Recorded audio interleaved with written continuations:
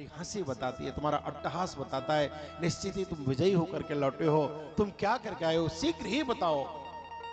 बोले मैंने वो किया है जो कोई नहीं कर सकता। बोले क्या कर दिया? बोले तुम्हारे 5 शत्रुओं के सर काट करके लेकर के आए हो। ओहो, इतना कहना था कि दुर्योधन तो अत्यधिक प्रसन्न था, एकदम गदगद हो गया और गदगद होकर के बोला वाह मित्र वाह, मैं धन्य हुआ तुम्हारे जैसा मित्र पाकर।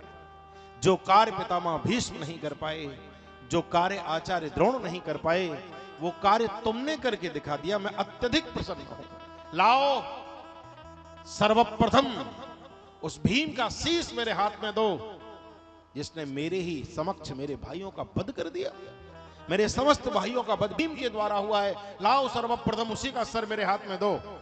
और जैसे ही भीम का सर समझ करके, भीम जैसा देखने वाला भीम के बेटे का सर निकाल करके जैसे ही दिया, ओहो, ऐसे करके हाथ में लेकर के हंसता है दुर्योधन, और हंस करके धीरे से ऐसे करके हल्का सा दबाया, तो जिस प्रकार कच्चा सड़ा हुआ गला हुआ पका हुआ फल फूट जाता है, ठीक वैसे ही वो जो बालक का सर था वो एकदम फूट गया।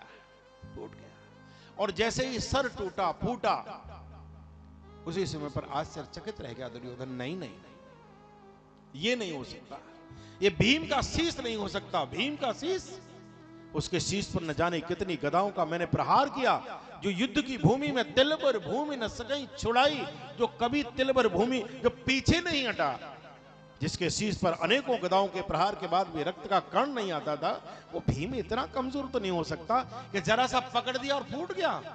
नहीं,